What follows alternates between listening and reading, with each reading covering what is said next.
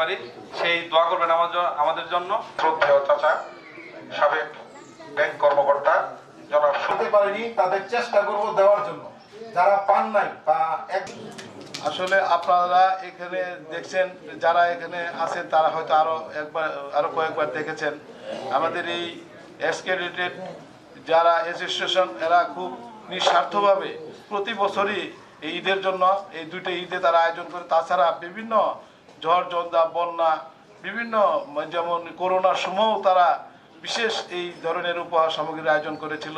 মানুষ এই খাদ্য পেয়ে খুশিতে কান্নায় পড়ে গিয়েছিল।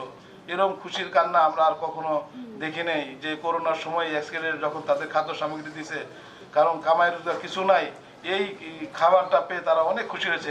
অনুযায়ী স্লিপ দিয়ে দেবো, এক সিরিয়ালে সুন্দর করে আপনারা বের হয়ে সুন্দর।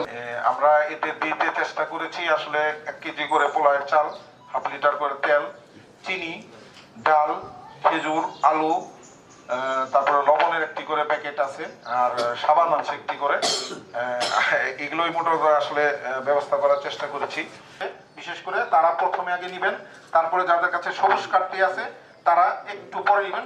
যে আছে তাদেরকে একটু বলবো এখানে এক্সক্রেডিটের ওই গেটটা লক করে দাও। এখন চলবো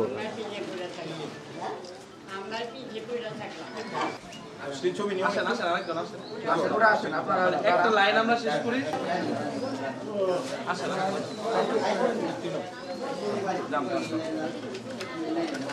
বিশৃঙ্খলা করেন না, বিশৃঙ্খলা করেন না।